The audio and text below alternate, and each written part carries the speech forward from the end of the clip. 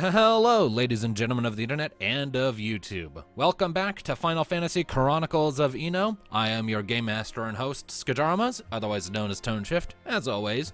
And with me today, we have our presently full cast of characters. We have Hades Shadow 92 playing Thanatos, our male human Dark Knight. Bangas suck. What? Bangas suck. Right, racism. We have Darkness playing Alistair, our male human paladin. Good evening, everyone. Your microphone is loud today. And last, but certainly not least, we have Tom117Z playing Neothil, our female Elvan Ranger. A firebird tried to steal my cat. Indeed. And, of course, I will be playing one of the NPC party members in the form of Mika Solwyn, a female Mithra Red Mage, while Hades is controlling the combat actions and dice rolls of the second NPC party member, more of a temporary thing, Kyra Nightstar, a female human dragoon. So where we last left off in our adventure, our intrepid band of adventurers had wrapped up their affairs in the Numos Steppe, acquiring one of Bahamut's wind crystals, specifically the Crystal of Darkness, after an intense battle with the dragon Graliath. Upon acquiring the crystal, Graliath bore them out of the gorge they had done battle in upon his back, whereupon they reboarded their airship, the Little Wing, and parted ways from the group they had came here with, which consisted of Elizabeth, Sid, and the Bot, I believe it was? Yes. Right. While they sent that group to Piera Oasis to start looking into Leviathan's water crystal of light, the crew of the Little Wing set sail through the skies to the south for Haunted Bonga in search of one of Ifrit's crystals. On the way down, they briefly crossed paths with a strange flying creature that I'm forgetting the name of off the top of my head, but as it was, to the best of their estimation, Emma's birthday at the time, they let Emma, the original owner of Nee's body, who had been suppressed since a week old, way back when, take the reins for the day, and she spent the vast majority of that time just flying around with this weird creature and essentially just playing with it in the sky. It was a very, very touching moment. Following that, the party touched down near Haunted Bonga and set about searching for any clues as to the Itsukaro tribe, who, according to Ramu, the god of lightning, would be the ones to hold Ifrit's crystal of light. Their search for information brought them into contact with a mysterious Bonga dressed in dark clothing who offered no name but simply referred to himself as a peddler of stories, telling a tale in exchange for a tale. The conversation that was had with him was, well, to put it bluntly, very, very cryptic, but very intriguing all the same, and the party has grown convinced that this enigmatic storyteller is the very tribe member they're looking for, one of the Itsukaro. I mean, he basically said yes in a way without saying yes. And as far as they're concerned, in order to earn the Itsukaro's attention and trust, they need to demonstrate in some way their intent, prove their allegiance as allies.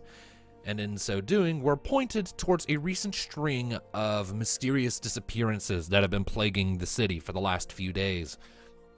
Of Bonga just disappearing if you look away for even a moment, even children. The party went to present themselves to Bagamnan, the current leader of the Rathla tribe that took charge of Haunted Bonga and became the Itoxifin, or Ifrit's highest favored, some time back. While Bagamnan was none too interested in the party's motives, or rather found their motives doubtful and skeptical and suspicious, he nonetheless agreed to allow them to carry out their own investigation unimpeded, so long as they didn't step on the toes of his men. With the added stipulation that if the party finds anything, Bagamnan's absolutely taking all of the credit for it. But with that, the party set off, returned to the Little Wing, and got themselves situated while Nee and Mika ventured out into the city at night to look for any clues or any hints or even any active abductions taking place. As they wandered the streets at night, they crossed paths with a wandering patrol, who they stopped briefly to speak with. Their conversation was more or less cordial, if kind of tense, with the Bonga demonstrating their usual suspicion or skepticism about the abilities of outsiders. But during their conversation, suddenly, one of the Bonga was snatched in a sudden flurry of movement, and then the other. And indeed, Ni and Mika were almost taken by the same spellcraft themselves, discovering that it was coming from a strange black bird that had perched upon a nearby rooftop. And though they managed to bring it down and chase it into an alley in the hopes of finishing it off, they were unable to do so before it managed to teleport itself away, speaking into Ni's mind with a feminine voice as a giant flaming eye emerged from its beak, saying that suddenly everything makes a lot more sense, before teleporting itself away. And it is as those final embers of its presence drift up and fade into the night air that we shall pick up and resume. So, Ni, we open with you, as you are who we left off with last. The bird has just disappeared. Mika is a short ways behind you. What are you doing? Ah, damn it! Still no way to trace that teleport? Afraid not, no.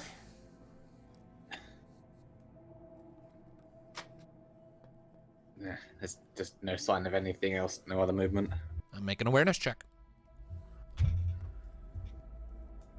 Gotta roll that awareness.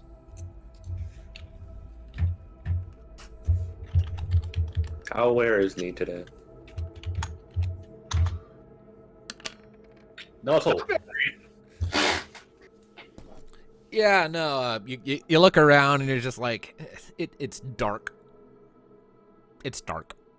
That's all you're able to piece together. It's just dark out. What did you say, Tom? You jinxed me. Like, how aware is me today? And the dad's like, oh, well, you see. well, you see, Malcolm in the middle. Sorry, don't know why that came up for me. Oh, yeah, fucking...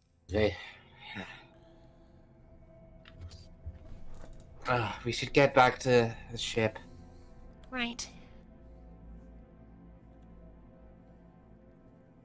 Mika kind of glances back towards the street where you guys came from, ears drooping. You alright?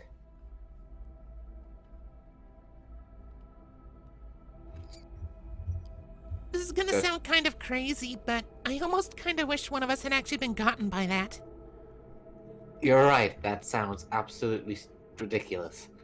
Well, because then one of us could have actually figured out what the hell is going on. Maybe even done something from inside. I don't know. Maybe, but we also could have been teleported into a pit of fire for a... She shakes her head. I just don't like it when people get shunted off and I can't do anything about it. I know the feeling. If that thing had taken you... Well... I'd rather not think about that.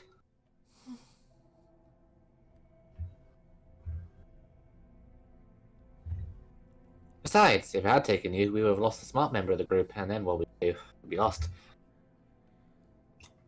Give yourself a little more credit. She's starting to head back towards the little wing now. I know that when I'm in danger, you pretty much become an unstoppable force. Yeah, but that's mostly wings and flapping and explosions. You're more of the thinky one.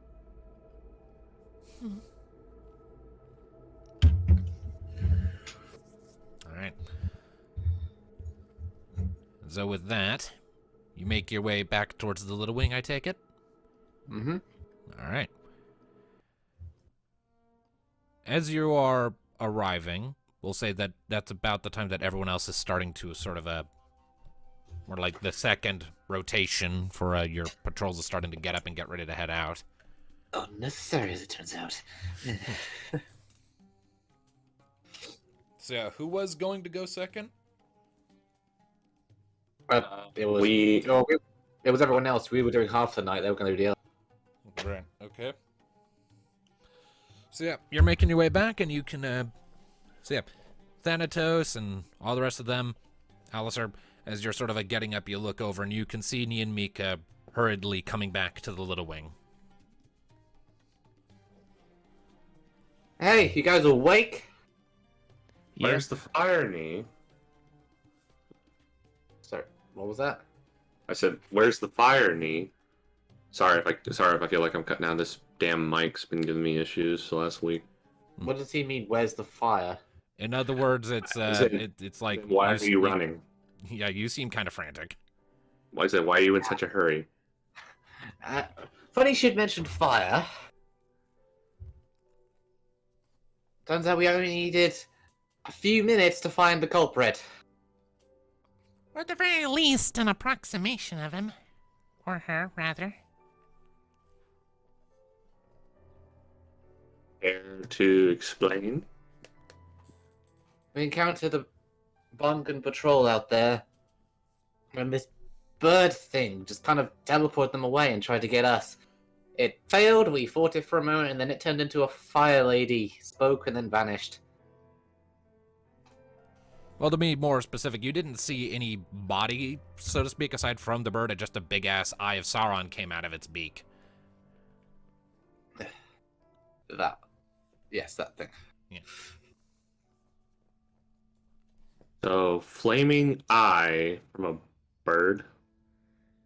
New to Flaming me. eye, bird. So you couldn't catch a bird? It teleported. We tried. Unfortunately, the dice are bastards. So, how does a bird teleport? Well, clearly, it's not really a bird, Thanatos. And I thought our adventure can't get any weirder. Now we're fighting teleporting, shape-shifting birds. Great. We usually travel with a cybernetic bird. It's kind of a thing. Anyway. We don't know where it went. We wasn't able to get a lock onto it. Could be anywhere. Though, what it said, oh, I see now. So I think it recognized us, whatever it is. So, this thing recognized you at least in some way, and apparently has some association with fire. Which leaves the possibility of it being One of the archfiends? That's my thoughts. Still, it's a possibility it's something more native. Why would one of the fiends choose to be in that form and just take Bonga? Maybe it's doing the same thing we are. Looking for an Itzakaro. Possibly. Which means the crystal is more well hidden than we expected. Well, so long as our storyteller is safe. But I still can't check the possibility that it's not the fiend, that it is something a bit more local.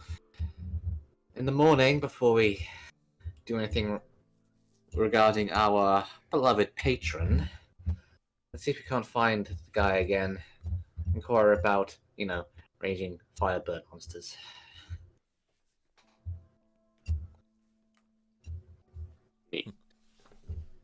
Right. And then we need to decide whether we're reporting this to Gamnon. Kyra speaks up at this point. When the rest of you can go on and get some sleep, then I'll keep watch. If it decides it wants to pay us another visit, we'll need someone who's good at eyeing the sky to make sure it doesn't get too close first. Good idea. The problem is, if it takes you with a teleport, you wouldn't have time to tell us anything. You should have someone else with you. I agree. Thanks for Maybe volunteering, Thanatos. Thanatos. Wait, what? She reaches out, grabs Thanatos by the shoulder. Thanks for volunteering, puppy. Aww. You read my mind. Have fun. All you right. two. Let's leave the lovebirds alone. Cairo shoots you a look. Okay, you watch it too. Is there a piece of wood or something I can throw at Nee? I mean, you have like a couple like small supply crates or barrels kind of roped down on the deck. But no, just straight pieces of wood. No. Or a rock or something that may have gotten on deck? We are in a desert. I mean, there's some sand that's lightly dusted the deck, but no rocks that would actually fit in your hand without just, being sand. Okay, I'm just gonna throw sand at Nee then. You ineffectually throw a small cloud of sand at Nee and it just falls uselessly to the deck. And on that note, I'm going to bed.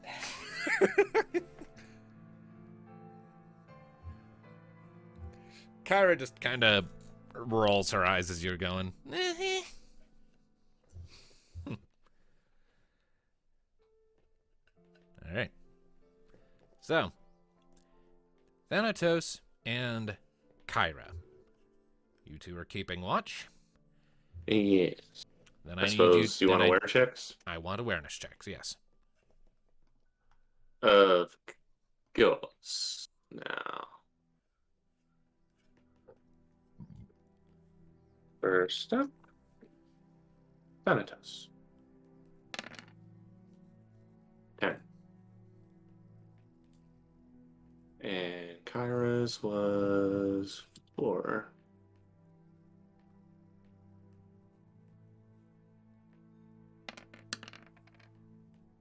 Eleven. Not great, but not terrible. All right. The night, moving on into the wee hours of the morning, is quiet and uneventful. Kyra sort of takes up a position on the top of the wheelhouse near the back of the ship. She's in a sitting position, but she does seem very attentive and alert, eyes upward, scanning the horizon routinely, narrowed with focus. She even has her whip out, just kind of coiled on the ground next to her, handle in her hand. She looks ready to spring into action at a moment's notice.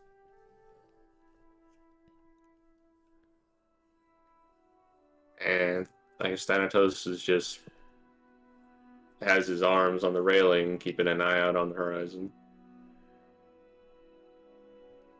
Yeah, it's a pretty quiet night, all things considered. Every so often a little breeze blows through. Maybe Nee scared it off. Maybe.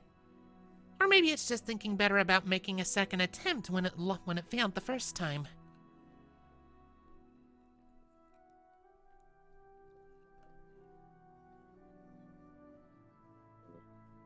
I can't help but think about the coincidence of the timing, though.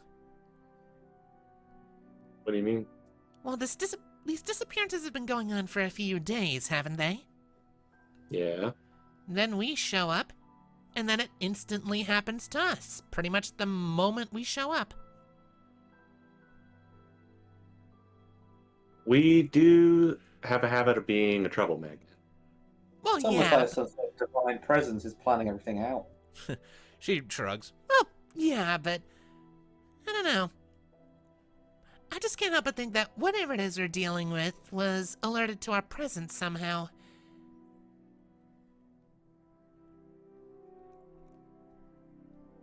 Alerted? By what? I don't know. Maybe we crossed paths with it in the street and it just saw us wander around. I was like, hang on a minute, that's a funny looking group of people. Who knows? Maybe. I mean, far as outside the city, nobody should know we're here other than Sid and his group. Well, something to think Inside, about. inside the city, we didn't really interact with that many except the one you talked to for directions, the barkeep and the eating area, I guess, if you can call it that, and the storyteller. We also talked to Begamnon. True.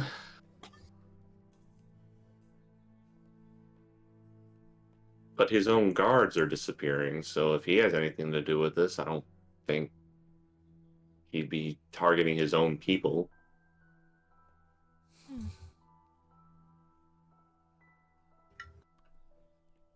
Was there anyone else at that meeting? I mean, there probably was, but I was kind of zoning out at the time, not gonna lie. The wife. I mean, there was his mate, I guess is the correct term for these guys. Oh yeah, that one. The one with the big fuck-off hammer? Yeah, it gave me a little. Silent and then went off. Yeah, she was there acting silent and then went off to have snoo. Thank you, imaginary knee voices in my head. Now I like to think of that. It just has No, he's knee not wrong. his head all the time. It just adds like the like an angel and devil on each shoulder. Kind of. So does that make Mika the angel and you the devil? I suppose. That makes Nee the devil and Mika the other devil. Possibly. Back to I mean, the mate seemed pretty protective, although, I mean, ugh. I don't know, Eh, Kara shrugs. maybe I'm just being paranoid. I mean, we do have a freaky bird thing after us. yeah, freaky birds, and it's not the weirdest thing we've had chasing us. No, but it is the most bothersome, at least at the moment. Yes, a bird that is apparently very small and can teleport you.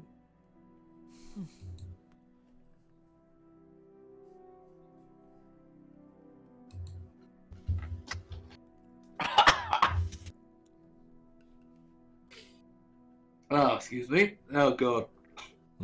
After a few moments, Kyra glances back down at you. Changing the topic for a minute. Are you doing okay? What do you mean?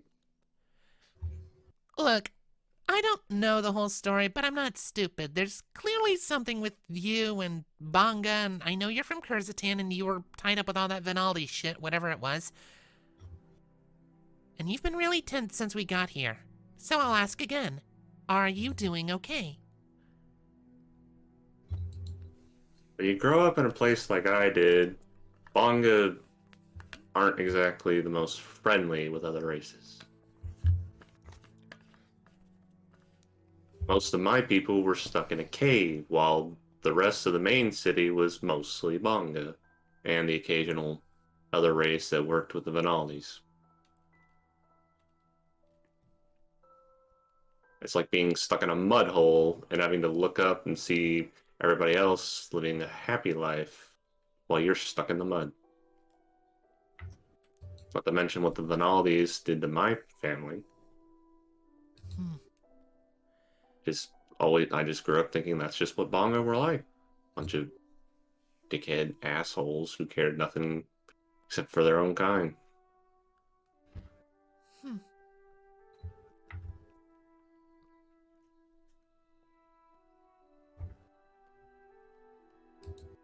Well,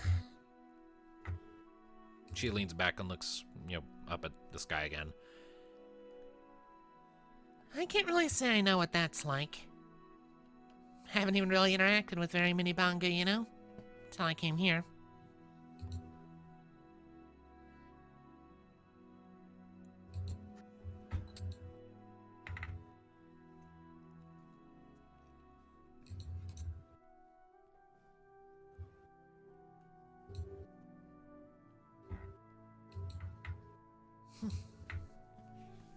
If there's nothing else at that point? Is there anything else Thanatos wants to try and say?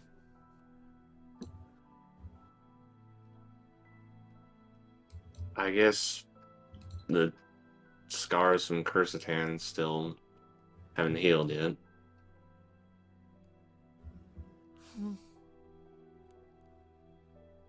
Well, One thing that we're taught back in Dragoon training, pretty sure a lot of people are taught this, is when you have a recently closed wound, it's a good idea to not work it too hard, or you might open it up again. Now that applies to things like, big slashes or cuts or gashes, She gives you a sideways glance. but it might apply to psychological stuff too.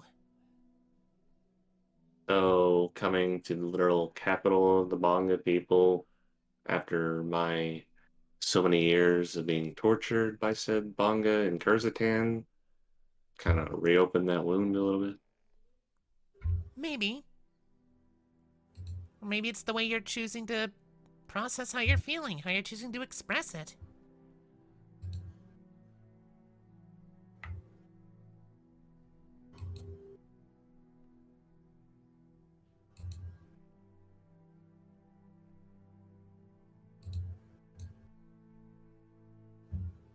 I think at the end of the day, what you probably need is an outlet. Pardon? She sort of leans forward a little bit. An outlet, I mean, you tend to be one of the quieter ones of the group, I've noticed. Neothil's always taking charge, leading the charge, blah-de-blah.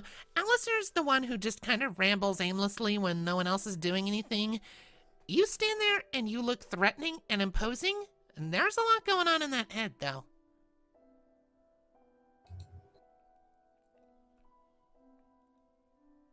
Can't be good to bottle it up too much.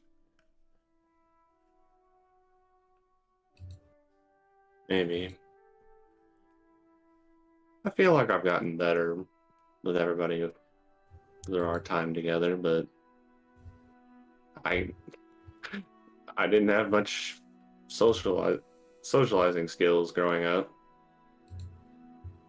And then being raised pretty much by my shadow didn't really help either.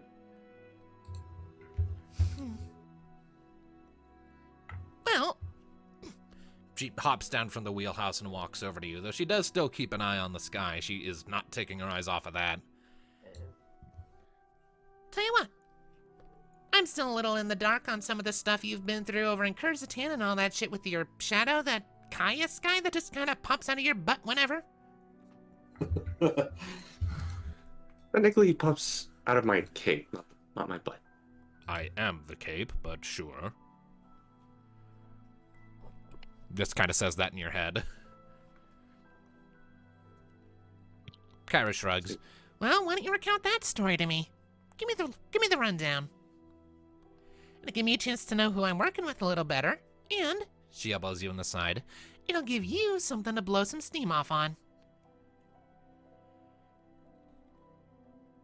Well, where do you want to start? Wherever the hell you like.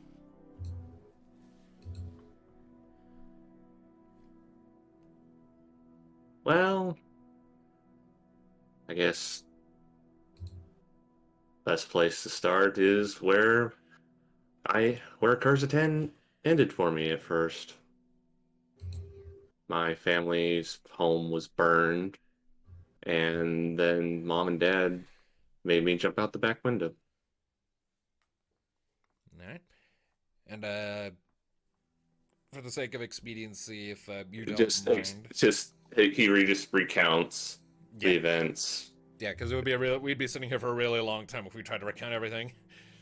Yeah, I was just kind of Getting you starting it out, and then just it We got would be like, we would be sitting here for 152 episodes. oh, I mean, it wouldn't be everything. He'd probably just stop to the point where they ended in Marasu, but yeah. I mean, she was asking for like clarification on Caius too, so.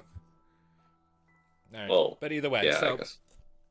Yeah, long, lengthy explanation later. yeah, so you spend the next few hours giving Kyra the rundown on a lot of the things that you went through, both before and after meeting the group. How you crossed paths with Caius, how he took you under his cloak, taught you how to use a scythe when that was your chosen weapon, how he just vanished on you, and everything that happened after that, up to around about the time that you had to best him in Kurzatan when he explained what he was.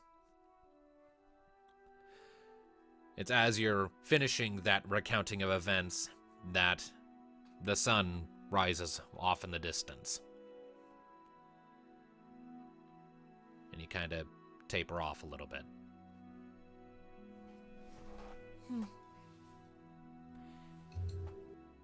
Yeah, you guys aren't wrong.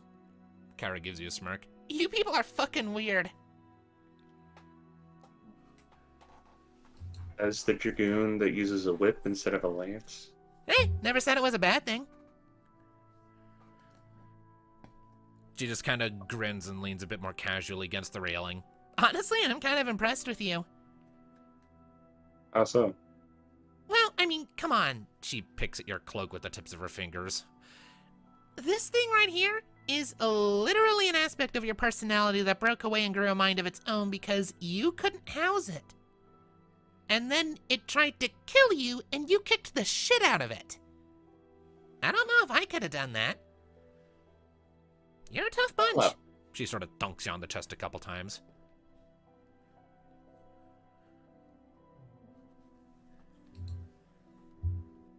well, I couldn't have gotten as far as I have without the rest of them.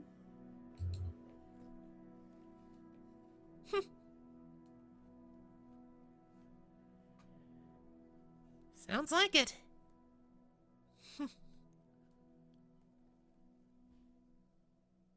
Make me kind of really? reconsider my whole lone wolf thing a little bit. Oh? She shrugs. You guys have each other's backs all the time, and while I can move around a lot faster and move with a lot more impunity, or just a lot more freedom when I'm traveling by myself and doing the whole mercenary shtick, I don't know. Traveling with this group for as long as I have at this point, short as it may be in the long term, it's given me some new perspective to think about. Same with all the things you just told me. After we get done with all this Diablo stuff, I think being a mercenary would suit me. Well, one thing at a time. Gotta stop the god of darkness before anything else, huh? Yeah? I think the Knight of Darkness vanquishes the God of Darkness. Oh, wouldn't that be poetic?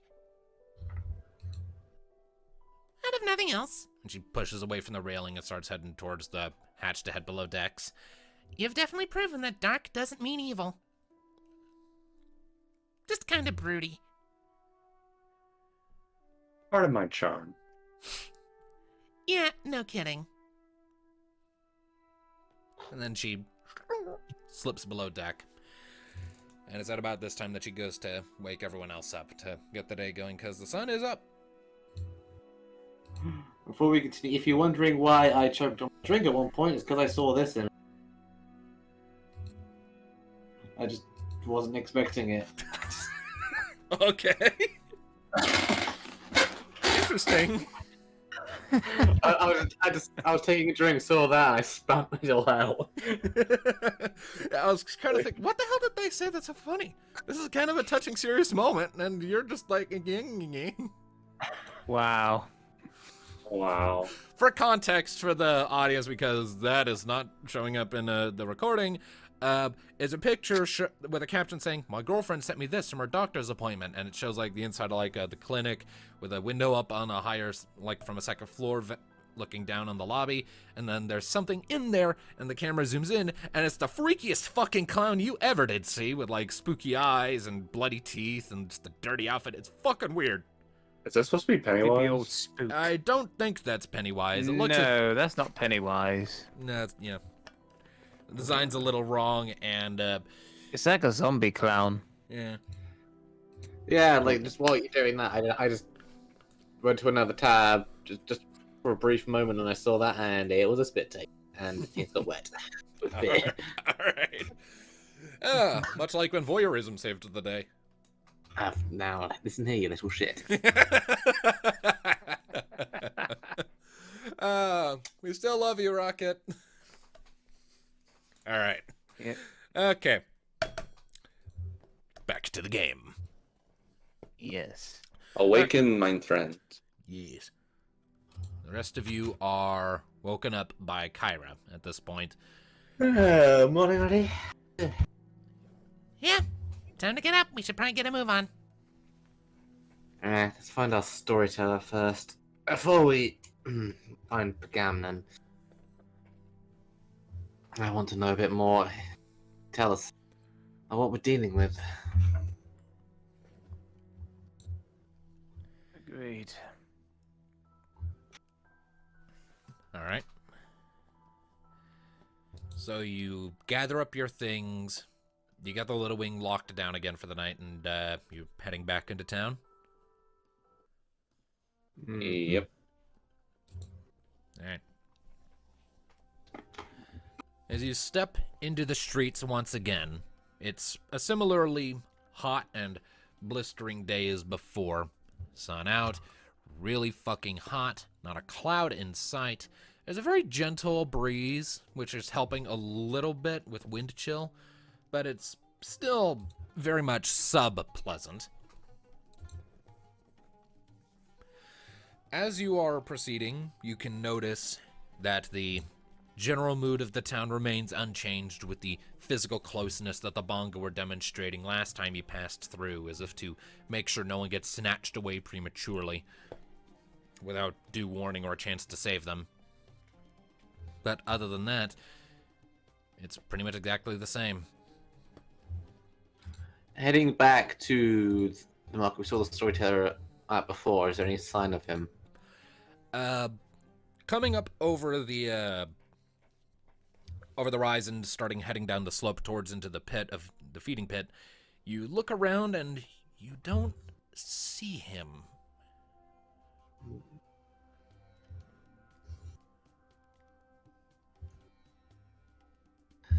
Can we roll anything to see any signs or hear any snippets of conversation? Oh, you hear that weird storyteller going here. Make an awareness check. Anyone who's doing that. 12. Me? There's not a whole lot of chatter going around right now, as it is pretty early in the morning, and those Bonga that are here are just eating their breakfast, essentially. There's Anyone not else really, wanna roll? there's not a whole lot of conversation. It's just pre-coffee, groggy chomping. Anyone else want to roll just to see if we get any kind of inkling? I suppose I could give it a shot. Roll. Does everyone roll? This is what we're here for. Indeed.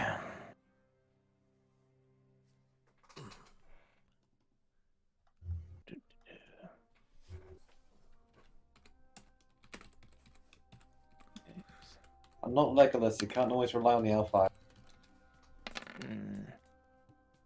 17. Damn. Yeah. No, it's all fine. Oh, Mika's fucking on top of shit. Holy shit.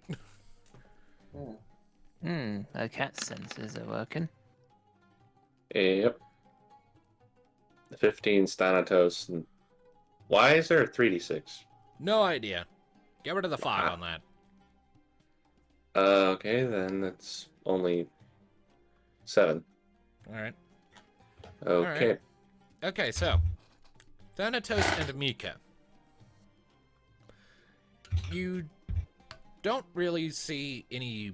You don't hear any chatter, though you do see that the table where the storyteller had been sitting at before currently has the bartender over at it, or the sort of the guy that was going around tending to everyone, sort of currently scrubbing it down with this sort of irritated look on his face.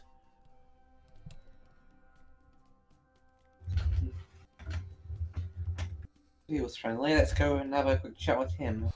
All right. He looks up as you're approaching and sort of jerks his head up in a nod. What can I do for you? Morning. Everything the matter? You look annoyed. Yeah. Not as much business as usual. He glances down at the table. And the peddler, when he left yesterday, left a bunch of scratches on my table.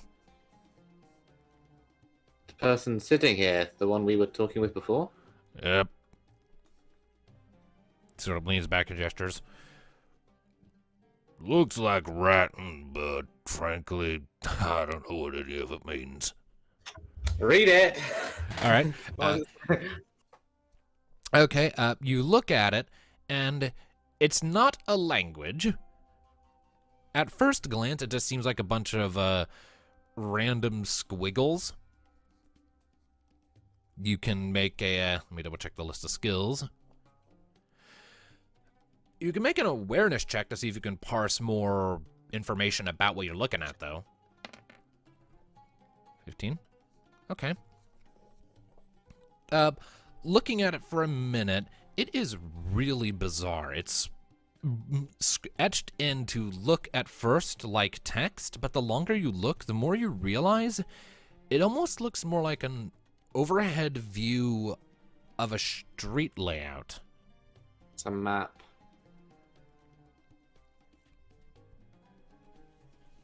A map? That's what it looks like. What kind of lunatic scratches a map into a damn dinner table? Makes no sense.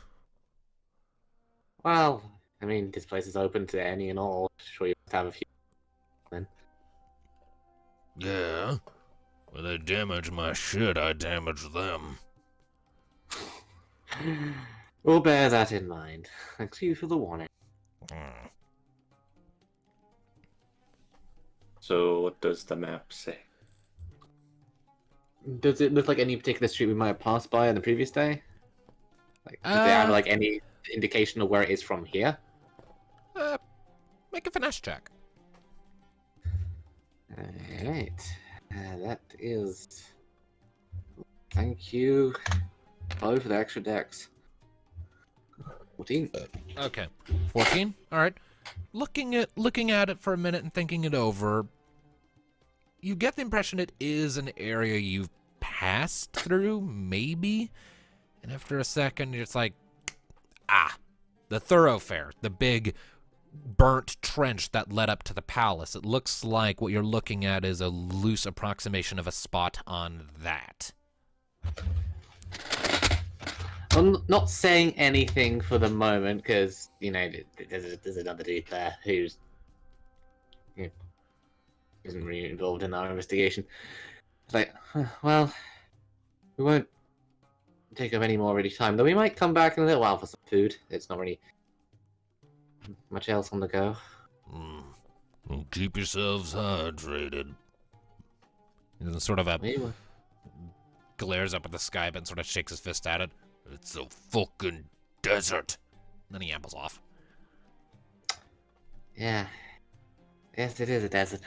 Anyway, shall we go? Sure. Desert mornings make everybody grumpy. Should have seen it at home. Well, let's start heading towards Begamnon, but there's a pit stop we should make first. Oh. Stop. I think I know where the map's leading us. Come on. Okay. All right. You, Nee. As we're going, there's no one, like, listening or following us or anything, is there? Make an awareness check. All those awareness checks. 14? Mm-hmm. You're not seeing anything or anyone. I was slightly paranoid after Kara's mentioning of, how did they know? But yeah. Alright, let's go. Alright. So you pick your way back through the streets. As per the usual, you're getting the occasional odd glance as you're making your way through the city inhabited pretty much entirely by Banga. It doesn't take you long to work your way back onto the trench and thoroughfare that leads up to the castle palace thing. And can we find the spot marked on the map? It doesn't take you terribly long to find it. The thoroughfare is, very wide and very long, but it's basically straight.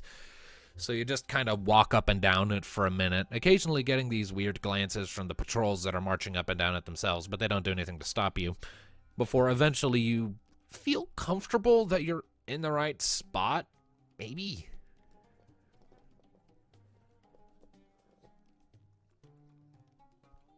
Is there anything here in particular?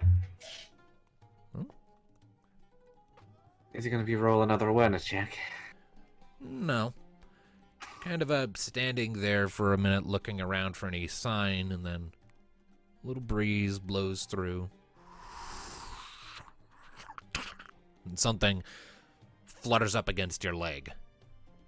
Get it?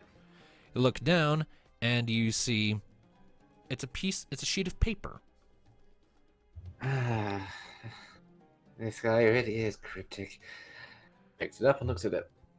It is a blank sheet of paper, but it was ripped, it looks like, out of a book, judging by the tear lines across one side. And as you're sort of hefting it up and looking it over, you hear more of them scampering. Follow across where the they're room. coming from. All right. So, you follow the pages into a nearby alley of sorts, given the very sort of organic and built into things structure of the city. Alley isn't really the appropriate word, but for lack of a better one. And you follow for a short time, finding a little page sort of tucked into the side of a building or into a little crevice, or a small scattering of them on a street corner with someone trying to pick them up. It leads you through a few turns and little twists before eventually you find this little downward slope nestled between two larger obsidian buildings, sort of cast entirely in shadow by the buildings. It's a narrow path that heads down at a pretty sharp angle into what looks like a subterranean area.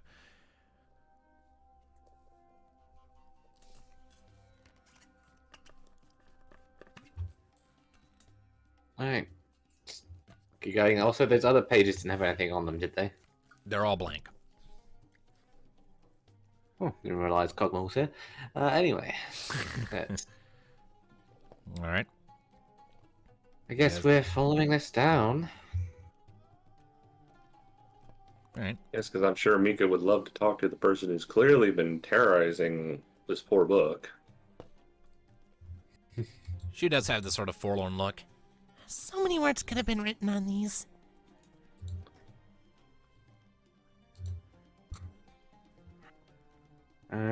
Let's get going. All right. So with Nee once again leading the way, you make your way down into this narrow passage heading down, and it is very cramped. You have to walk in a single file line as you work your way down. But nothing seems to strike you as dangerous at first as you're heading down. Soon enough, the light and heat of the sun are blocked off as you find yourselves legitimately underground. The narrow passage weaves a little bit before sort of opening up into this more natural sandstone chamber with a single hole in the roof and letting in a shaft of dusty light that sort of illuminates the whole space. You are hit by a very unpleasant stink as you emerge into this chamber, and you can see scattered about small little fires that are smoldering down the rest of the way, and plenty of Bonga on the smaller and skinnier side just sort of huddled around or still sleeping near these dying campfires. There are little cooking spits set up over some of them with paltry amounts of meat or little cauldrons of something that might have once been considered bubbling stew sitting over them, but it's all very thin and basic. The few Bonga that are scattered about within are few in number, skinny, small, and the colors that they're wearing are faded and tattered. Do we have a map of this? Because we're still on the title screen. I do not have a map of this, no.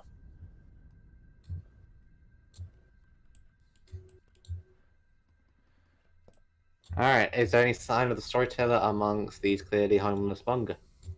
Looking around, it doesn't take you long to spot the familiar dark swathed form of the peddler in the back, sort of bathed in shadow, just kind of leaning up against a wall with his head down, sort of sitting against a rock. I'm going to approach him. How are these bunga kind of reacting to? Most of them are ignoring you, but if you are sort of looking up at you and you're hearing these sort of quiet little sort of snarly hisses under their breaths as you're entering, you get the impression they don't like the fact that you're here, but they are unwilling to take any actions against you. With the condition they're in, I doubt they could do anything. Does he notice us? As you're approaching, he lifts his head and sort of puts on a big grin.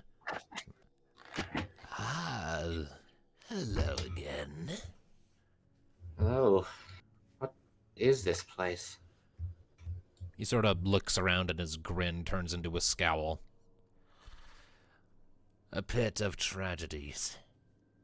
A little nestling corner for those whose stories have reached a dead end and have nowhere else to go. Outcasts, exiles, the weak and infirm who can carry not their own weight. Written off the page like a pitiful extra. That's awful. And yet, this is where the storyteller chooses to go. Someone has to remember their stories. Someone has to hear them. And it is my trade. I can respect that. This place reminds me a bit too much of Kurzatan.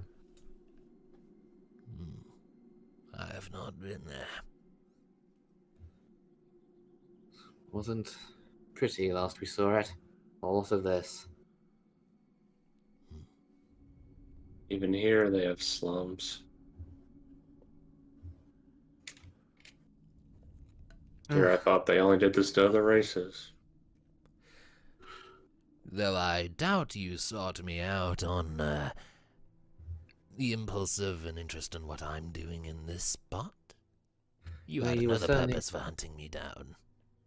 Hunting you, you led us here with a very elaborate trail. He looks past your shoulder, and his amused, sort of cordial expression becomes immediately serious. Were you followed? Not as far as I could see, and we were looking. Still. Do any of you know how to cast wards of any variety? Anything Looks to at keep Mika. out... Mika shrugs. I don't know those spells, I'm sorry. He's more of a healer. Sorry. Aggravating. I would have been able to try and set up a sort of dream link thing, but nowadays that's not safe. You can tell, even through the dark claws swathing his face, that the storyteller's quirking an eyebrow at that. That is a story I will have to ask you to explain another time. Any particular kind of protection you're looking for? Something to keep unwanted visitors out. Well, the best we might be able to do, Pyra, mind keeping an eye on the entrance for any characters of particular shadiness. I can try. And she heads off, and Mika's thinking to herself. I might be able to try a repurposed protect spell, but it'll take all my concentration to keep that going like that. If you're okay with that, then Kyra on watch, and the rest of us dealing with whatever this is. Alright. So Kyra goes and makes her way up out through the tunnel, while Mika sort of takes a slightly more central position, or heads off towards the entrance herself, and is going to expend 40 MP to Intuitive Magic, use Protect to seal the entrance. There are a few concerned glances the group gets as she does this, but none of the Bonga do anything about it. And with that done, the peddler visibly relaxes, and that will just have to be enough. Hopefully the worst we can worry about for now is an angry... well, you scratched the guy's table up. I did. Now, in your little repertoire of stories, are there any of a bird with giant flaming fire? There is.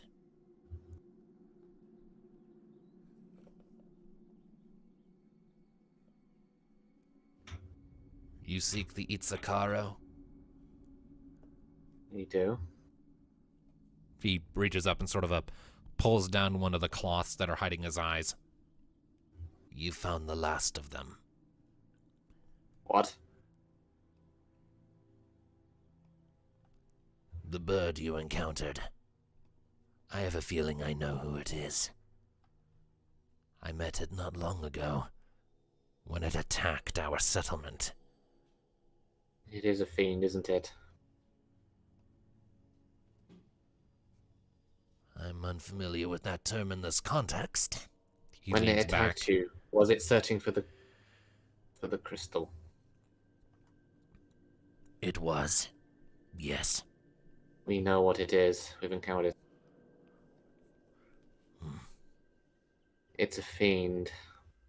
The man who we are in so often conflict, he sent them to hunt them down, each of the god's crystals, by one.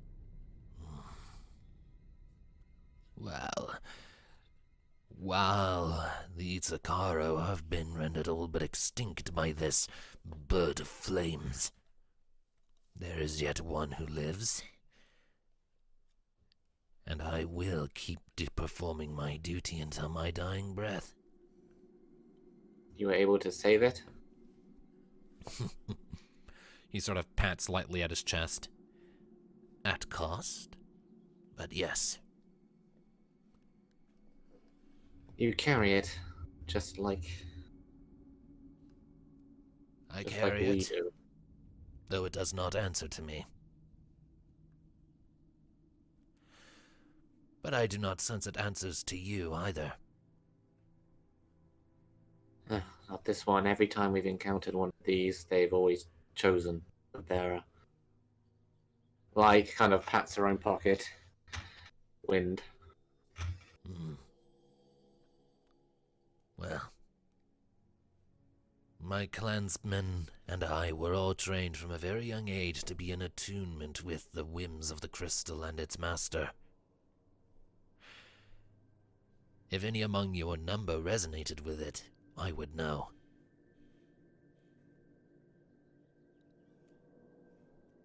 But none of that matters for the moment. So long as that thing, Zoltea, remains, I am trapped here. I can do precious little. You cut out for a moment there. All I heard, I heard onwards from none of that matters for the moment. He basically said that so long as the bird remains, he's trapped here. And he called it Soltea. Zoltea. Zoltea. That is what it called itself when it descended upon my village. It came in the night, quiet as can be. Practically just a raven with a stray embers flaying from its feathers as it alighted upon the chieftain's hut. It eyed us.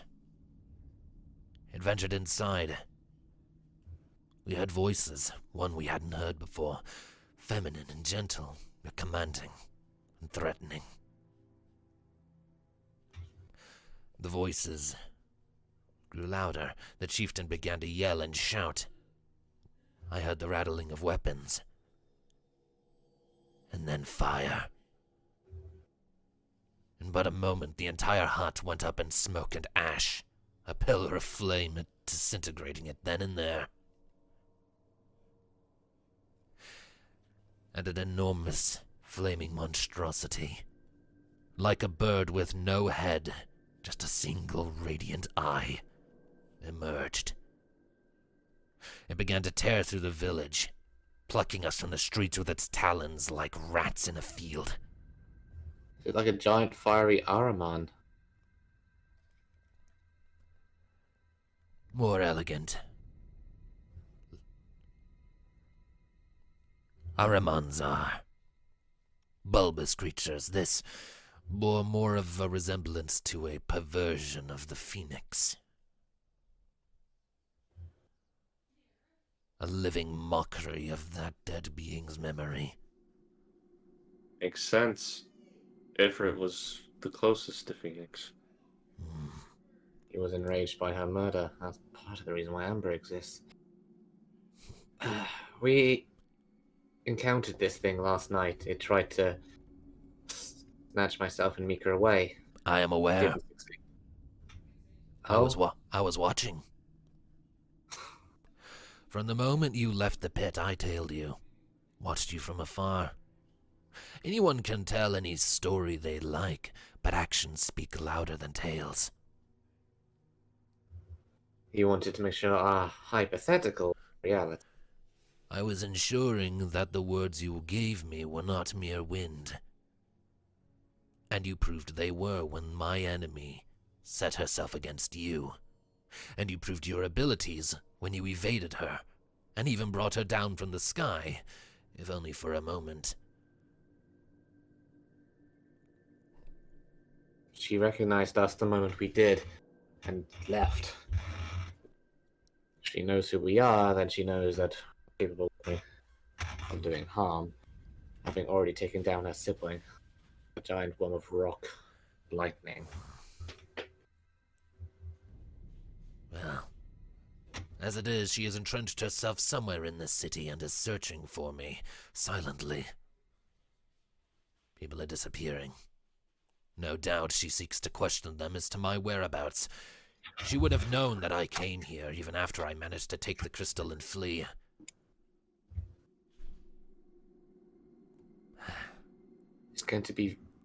And now that we're here, it's going to be after us too, considering we're currently carrying 4 of them ourselves. Indeed.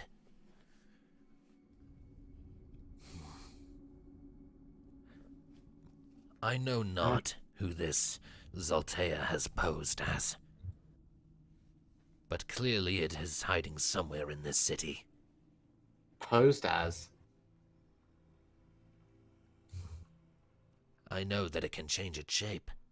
It arrived in my village as a tiny bird, remember? Barely even a raven. And yet when it was tearing through, it was the size of a small house. Yes. So you're saying that this thing could easily be taking the form of a banga to hide in plain sight? It could very easily teleport someone away and assume they're guys. No one would know the difference. Indeed it could. Indeed it could. Acting as someone would be more difficult. What if you took the form of someone who doesn't tend to speak?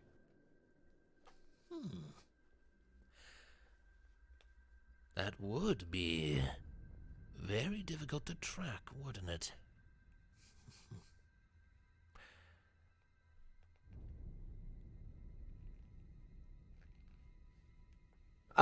Thinking back to yesterday, can I remember any points of the mate glaring at us in any particular?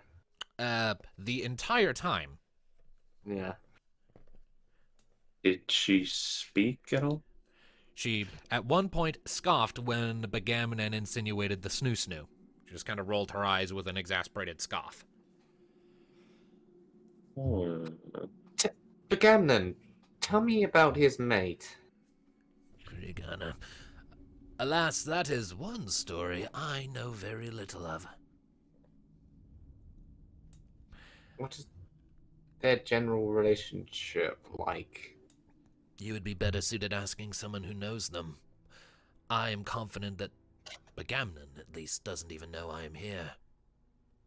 As for Krigana, well, if you're on the money, then she's our mark. Because I'm assuming Thanatos and Kyra on the shared their suspicions that they talked about last night. Yeah. Last night, Thanatos and Kyra said they were talking about it.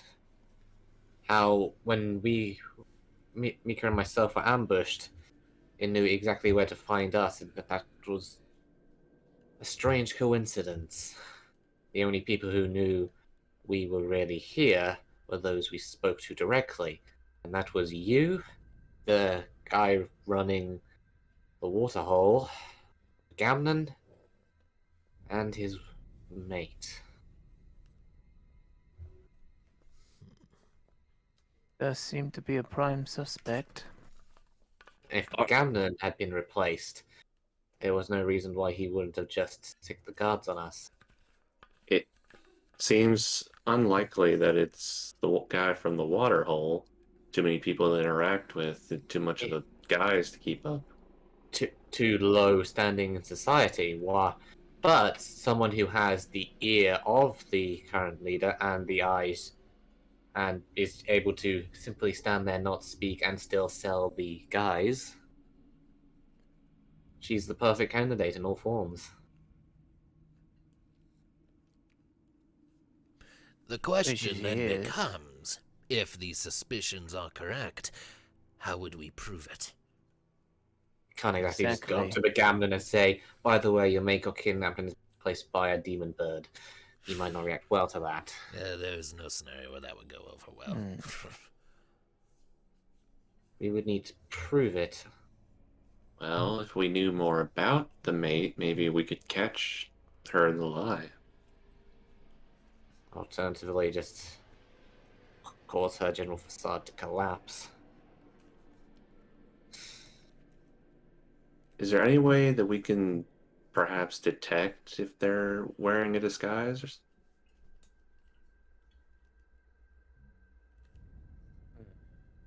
Not you, Mika. Can't you think of a spell? Is Mika's Mika over, still... she's still over by the door maintaining the protect barrier. Ah, When it attacked your village, did you glean any information that might be able to help? Anything at all? Precious little, unfortunately. I am ashamed to admit that the moment I saw it, I turned and fled. I did not engage the creature directly. I went directly for the crystal.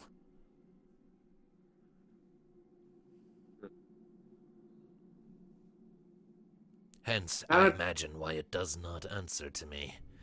It barely permits me to carry it. Hold that thought. Thanatos goes over and walks behind Mika. She has a sort of a strained look on her face, hands outstretched with this shimmering blue wall sort of erected in the entrance, barring entry. Yeah, Thanatos? Need something? Would it... Your detect magic skill, could you perhaps detect whether somebody's wearing some kind of magical disguise? Uh, yeah, I did it last night. That's how I knew that the bird that attacked us wasn't its normal form. So, in other words, if we get an audience with Gamnon, and if you could cast that spell on her, we would find out one way or another. We would know, but I wouldn't be able to dispel it. We would know that we would, but it would confirm our suspicions. It would. But either way, once we're in that chamber, we'll have to tell the Gamnon. And I would rather be in that chamber when we have a way rod. You are starting to cut out a little bit. Am I a robot? You're not a robot, you're just cutting out a little bit. Here's an idea. What if... Okay, just kind of... were the others following Thanatos, or was it just him? We're all in the same general area. We can hear. So, here's an idea. She's keeping that form to stay out of suspicion, be looking for him, right?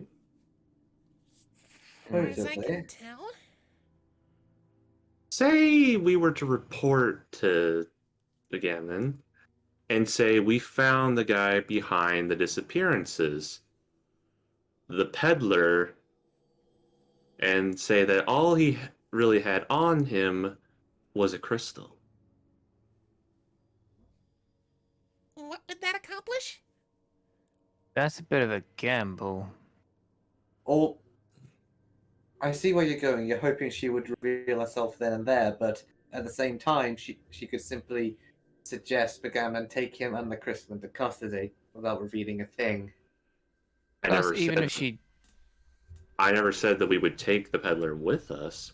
Say we tell them we found where he was hiding. Hmm. And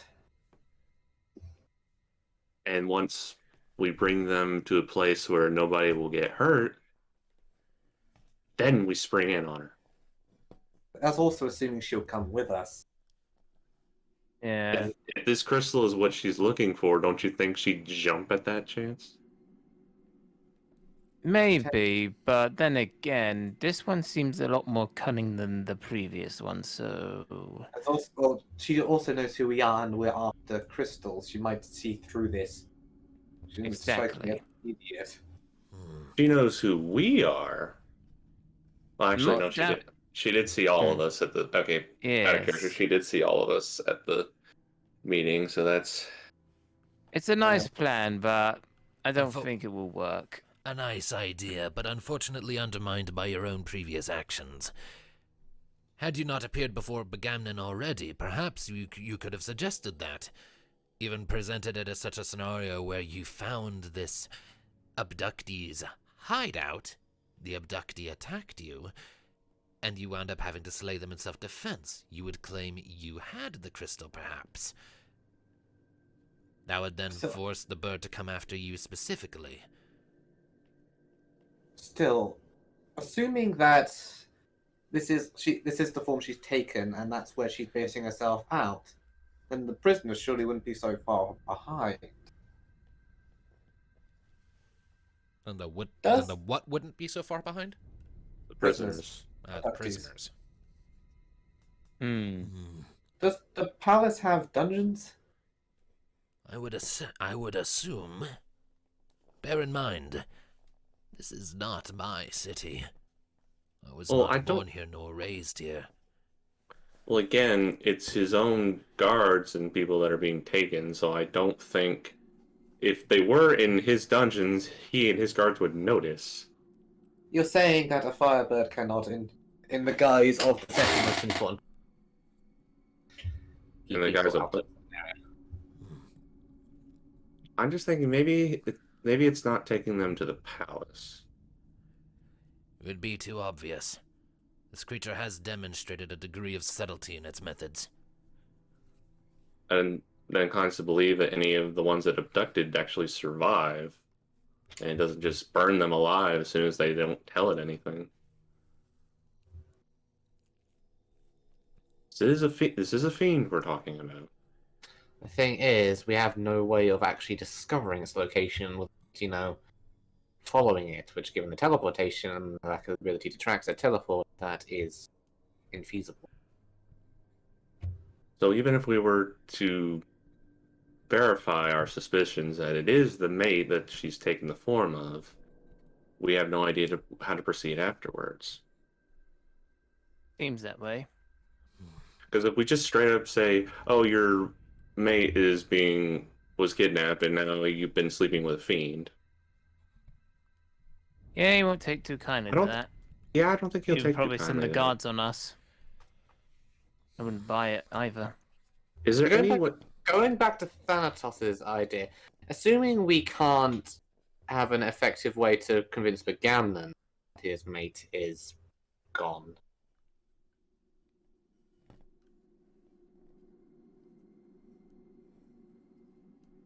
And now I think about it, even if we do succeed, it's going to explain to him what happened to his mate if it does turn out to be her. so can you You're- can you change the region because Discord is shooting itself? yeah, sure. Give me a second. Shit.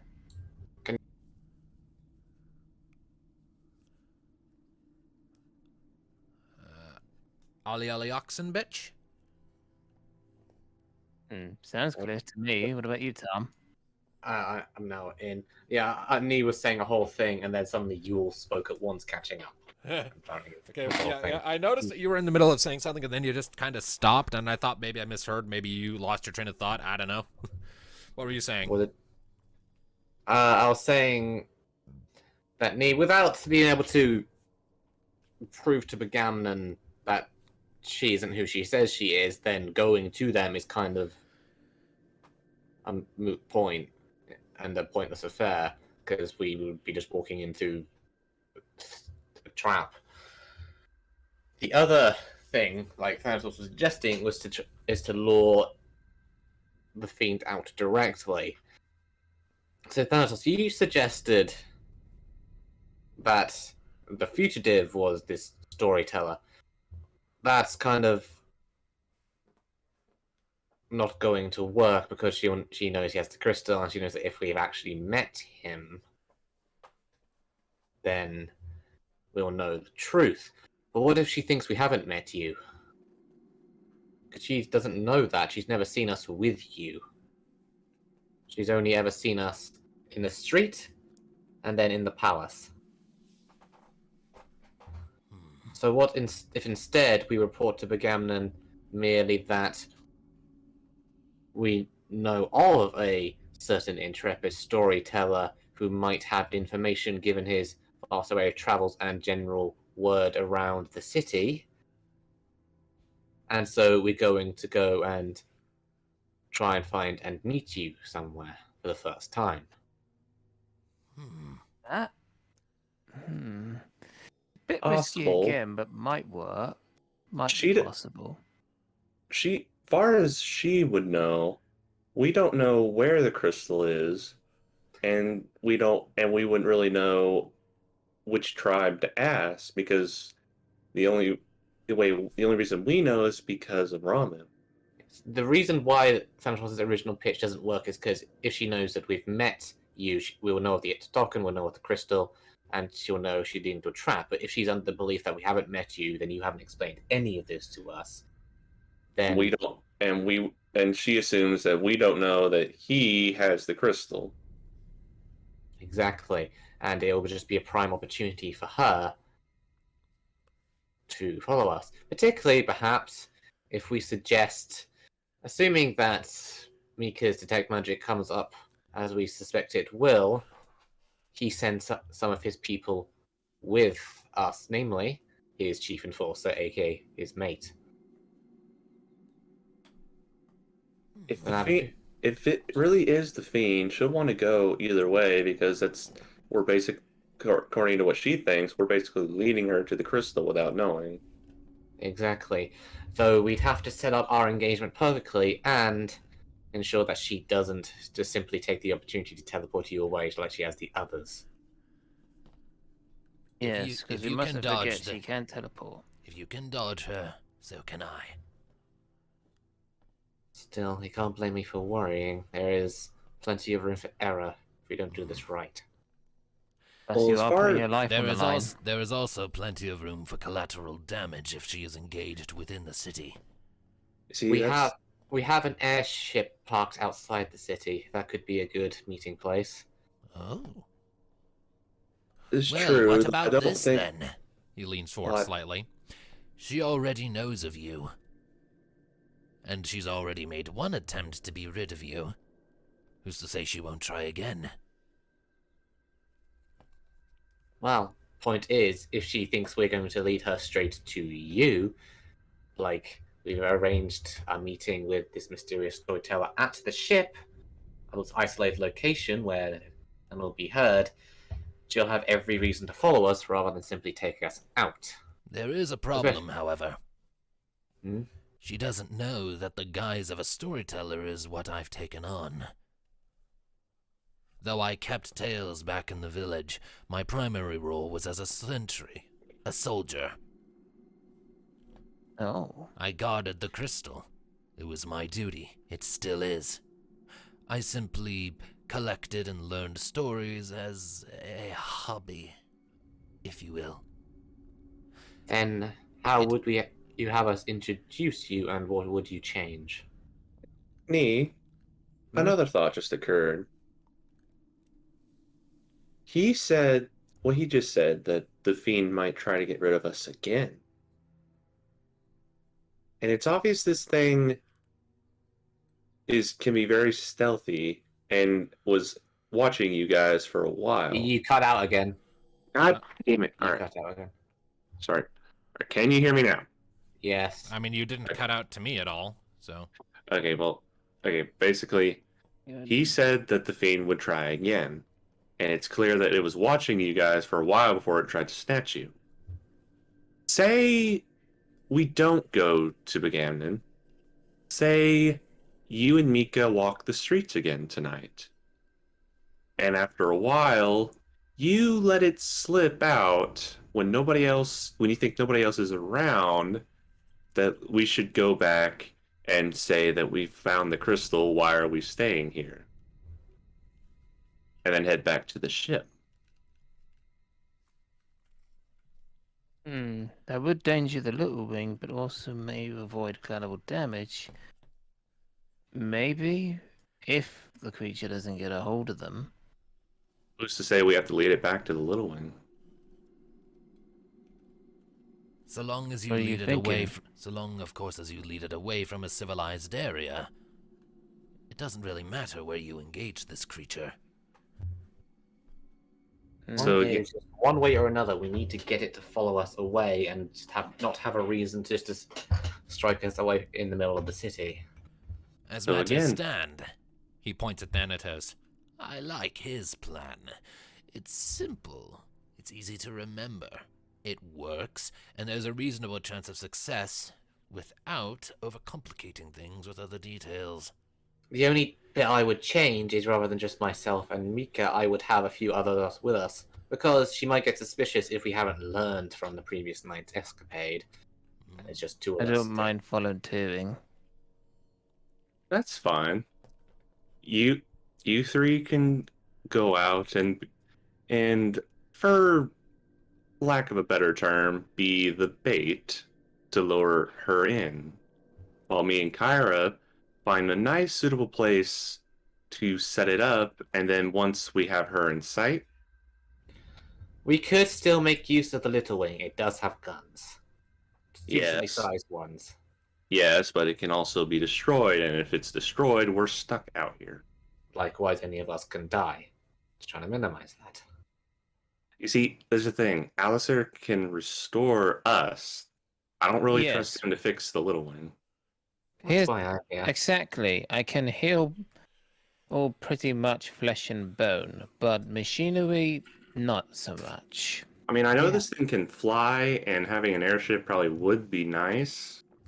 But I again, wish not to damage our only ship, thanks. Hold on, I'm looking at where's the little ring stat sheet. There you go. I mean, it's got 1,000 HP, a power of 10, force 5, res 10, finesse 5, avoidance of 11, dex 15, armor of 17, dex times 4 plus 2d6, damage at bomb point blank 5, which is dex times 4 plus 2d6. Broadside attack, which is dex times 6 plus 2d6. I mean, Magitek boosters, which gives it haste for 4 rounds, so it can be done.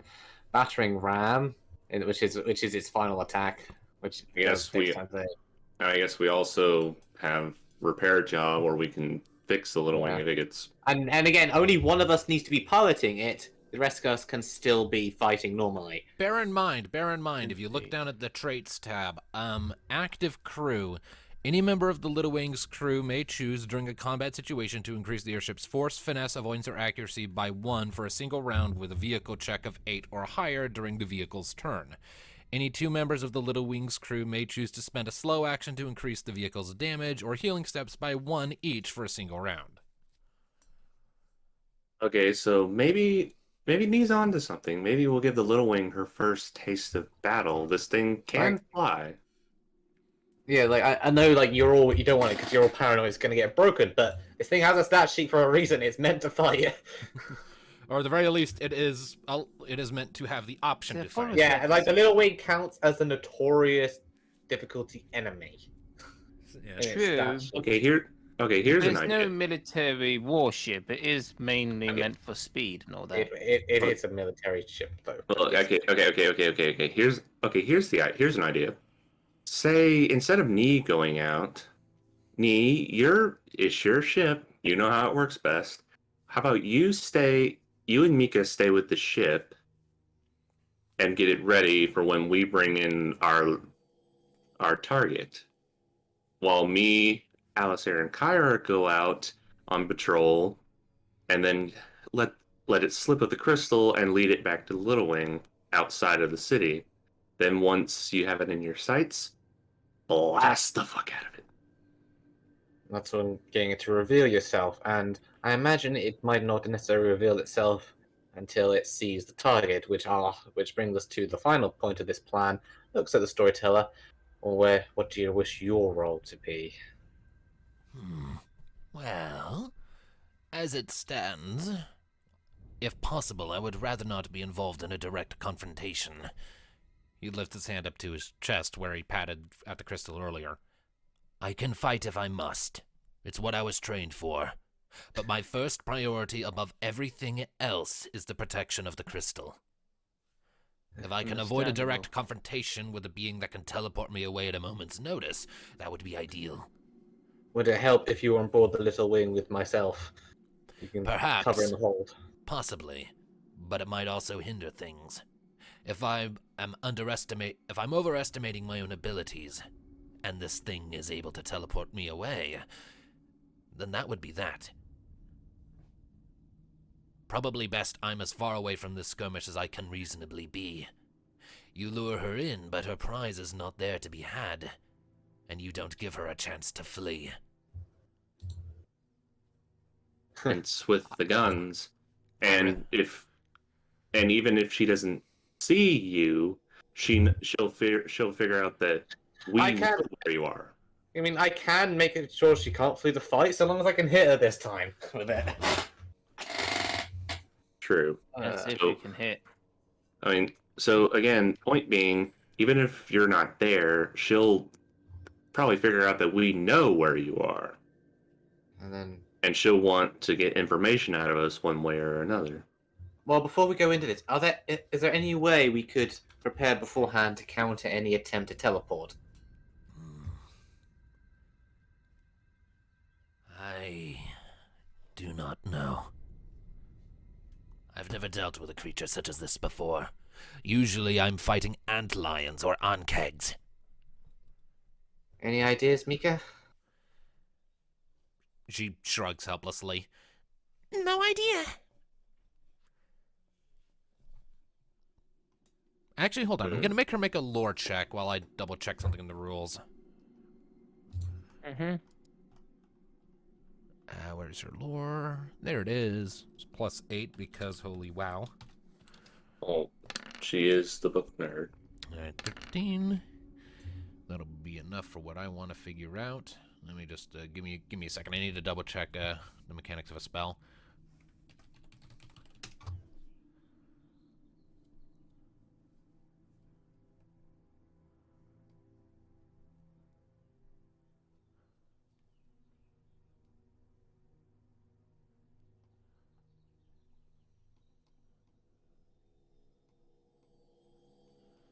Alright. Okay, so the version of... okay, so there is no version of the teleport spell she uses in the rulebook. The bird uses a modified version. So Mika just shrugs. I don't know. If it were the conventional escape or teleport spells, then it would just be a thing where it just happens. If you don't want to go, you wouldn't go. In this case, it's like she can force it on you. So I don't know. So the most that we could hope for is that we avoid it. Yeah. People prepare to use Destiny for extra rolls. I mean, I know Reflect. Maybe that would work. But it's a very expensive spell to cast on even one person. And if it hits her, she would just go where she was teleporting us. Well, better her than us. But yeah. Still, defeats the the point is purpose. we don't want her to leave. Yeah. I think we're just going to have to try and avoid it. And I suppose on the bright side, if any of us do get nabbed, we can find where the prisoners are. Right.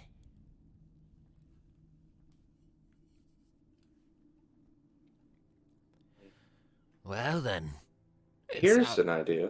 Mm, Say, actually, no, that probably wouldn't be a good idea.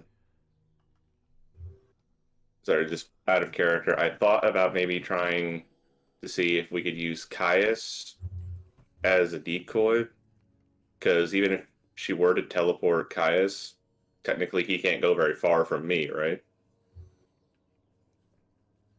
I don't think we ever stipulated any rules on how far away from you he can be. He just has a time limit. And I don't know how we would use him as a decoy without just giving, like him just flashing the crystal, and that wouldn't be a good idea. So looks like the Yeah, only, so just we the can't only, put the crystal at risk, to be honest. yeah. So all we can do is just hope the dice are Nice to us. nice to us. Alright, so yeah, so long as we do the whole thing of let's go and get the crystal and get out of here, to get to follow you guys without Aaron's trying to teleport you then and there. If we can get out of the city and into the fight, and I can land before taking control of the little wing, the can't flee shot, then we're golden, and the only thing we need to worry about is status checks and shit, dice rolls. Which we have various ways around and abilities and things we can try and use to help that as well. So it's just going to be, do the dice and the fight go into our favor or don't they? So again, the whole point is that if long as Nee's shot hits and she can't see the peddler, then she can't teleport what she can't see. And then she has no choice but to fight. All right. Well, if that's going to be the case and you're not going to be involved, where will you be so we can find you afterwards, assuming we're successful? I will find a place and leave a similar trail. I would rather not hide here again on the off chance she trailed you here. I will find another hiding place and leave a similar trail of notes for you. Alright. Then I guess this is the plan. We'll stave off going from Ganon for now. Because even though we're fairly certain who she's hiding as, we have no way to reveal it outside of a detect magic note we can't prove. So, Although Mika, I don't know if going back to him is even a good idea after we do this, because technically we don't know where the mate is, and then he's just gonna notice, oh, my mate's gone, and he's gonna immediately point at us. Which I already pointed that out earlier, but whatever will happen, we cross that bridge when we get to it. The crystal comes first at all costs, and of course the lives of others. we can deal with the matter of the prisoners after. We're not going to get killed by a fighter bird. Anyway. Yes, that's the bigger threat. So, are we all in agreement of what's to happen? Yep. Yep. I just hope that everything goes well. Alright, so Mika and myself will remain on the ship, waiting for it to appear and attack. The rest of you lure it here. Sounds Indeed. like a plan. Wish you all luck, and may this be a successful plan.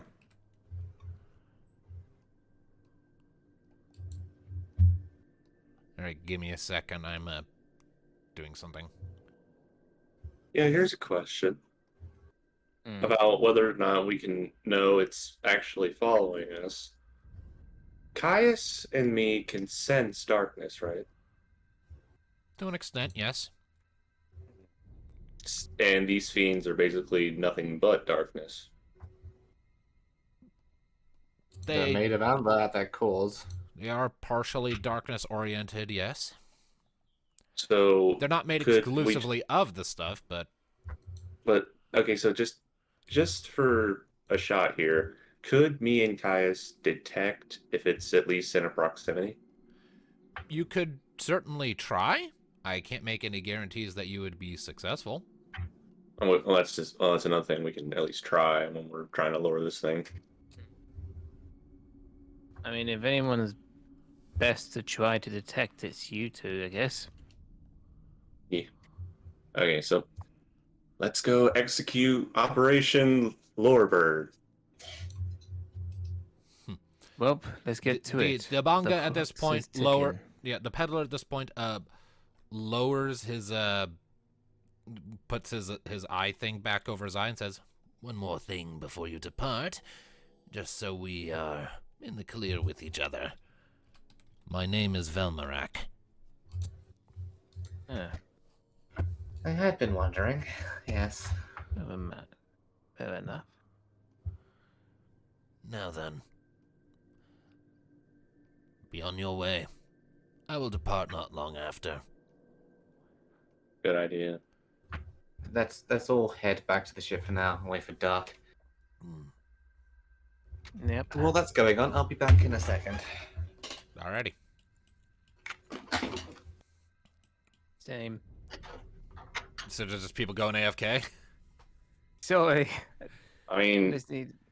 it just need a little time, and we're just gonna be waiting for nightfall. I mean, if half the players are going to be AFK for a second, I might as well be too, because I got to pee. I'll be right back. Lunch break. All right, be right back. Yep. Okay, I might as well join in on it. Everybody gets a pee break.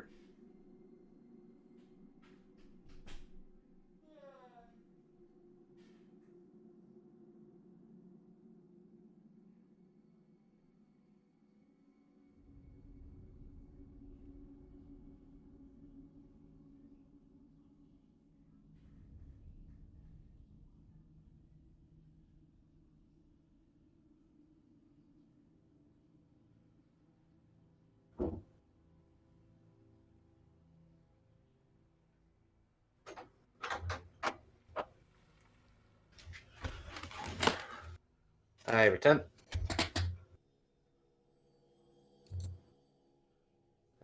Hello?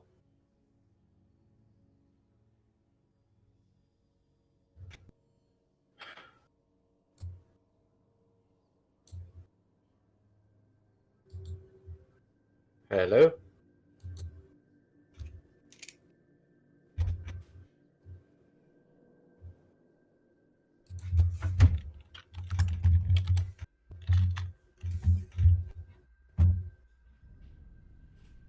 Hello, I'm back. Oh shit. Did everyone Nice else? over there. Did, That's no did good. everyone else go as well? Yeah, they'd gone to the bathroom break. They'd return in the Right, I'm back. I returned the silence. It was most disconcerting. My apologies. I thought I'd be back to the silence. All right, so. Now we just wait for Hades. Wait, Hades left? Yeah, he left just shortly after you. Oh. Apparently, we all went for pee breaks. I just went downstairs briefly. The pre-boss fight pee break. All right, everyone, we're going to be fighting here in a minute. Go pee, even if you don't have to. Squeeze it out. Make sure you have everything. Check under the beds. Let's move it, move it, move it. All right, what's up? Yeah, we were just Welcome making fun back. of the, we were just We're making here. fun of the scenario. just like, Hey. okay, pre-boss fight pee break. Everyone go pee. 1 pee break later. 5 minutes. 5 minutes later. It's time to go catch us a bird. Indeed. It is worth noting, by the way, that in the event that you guys do actually wind up fighting the Fiend today, I have the wrong token for it. Okay. All right. Just the art, Sorry if that just got caught on the mic. it's fine. Just the art for it does not match its actual appearance. Just keep that in mind. Okay. But you do have it stat, right? I- We lost Tom. No. Yeah, sorry. Chrome does a thing where sometimes if I just click something, it will decide, oh, you click the back button, clearly, so a new page.